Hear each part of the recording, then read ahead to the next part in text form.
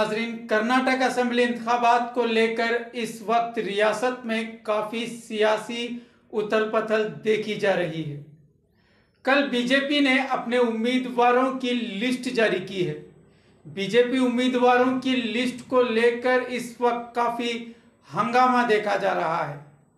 हंगामे की वजह यह है कि बीजेपी ने काफ़ी ताख़ीर से अपने नुमाइंदों की लिस्ट जारी की है और काफ़ी मनसूबाबंदी के साथ इस लिस्ट को जारी किया गया है। अवाम की सोच से आगे की लिस्ट जारी की गई है। लिस्ट में हैरान करने वाली बात यह है कि जिन उम्मीदवारों को टिकट दिए जाने की उम्मीद की जा रही थी, उन्हें नाउम्मीद होना पड़ा है। जैसे बेलगाम नॉर्थ से अनिल बेनके को टिकट फाइनल मानी जा रही थी, लेकिन बीजेपी ने अनिल बेनके को मायूस कर दिया है।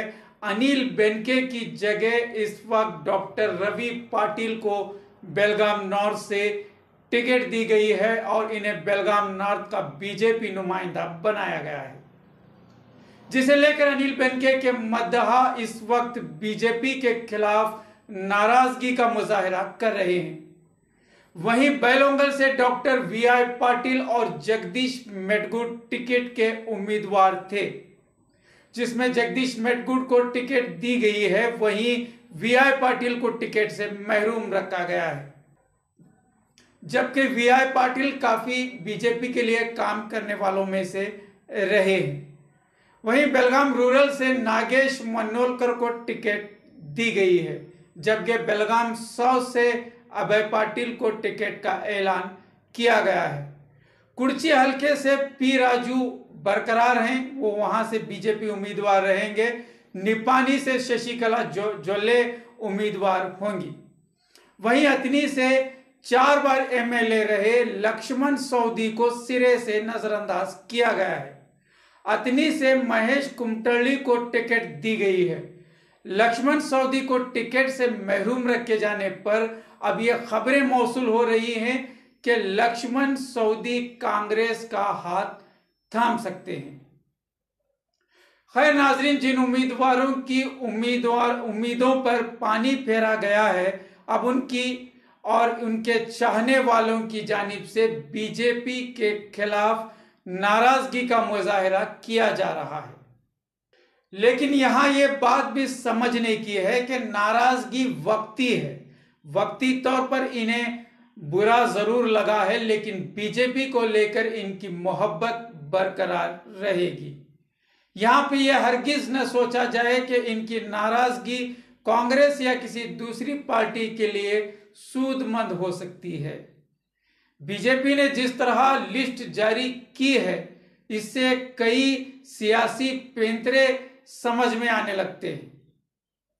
बेलगाम नॉर्थ ही की बात की जाए तो बेलगाम नॉर्थ से अनिल बेनके को हटाकर रवि पाटिल को टिकट देना यह साफ बताता है कि यहां बीजेपी लिंगायत लॉबी के साथ चलकर अपनी जीत हासिल करना चाहती है। वैसे भी बीजेपी वक्ती फायदे और नुकसान से ज्यादा दूर और देर तक चलने वाली सियासत की कायल है। येडियुरप्पा को भी इस दौरान खास अहमियत नहीं दी गई है। इनके हिमायती उम्मीदवारों को भी नाराजगी का सामना करना पड़ा है। तो वहीं ईश्वरप्पा को घर जाने पर मजबूर कर दिया गया है। बीजेपी जज्बाती तौर पर या हमदर्दी के तौर पर फैसले नहीं करती।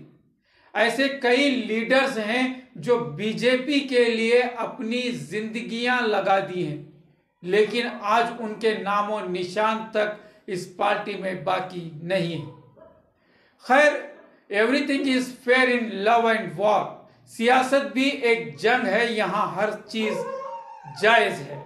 लेकिन जिस अंदाज से बीजेपी कर्नाटक इलेक्शन को लेकर सरगर्म है, इससे लगता तो यही है कि बीजेपी अपने विजन पर आगे बढ़ रही है।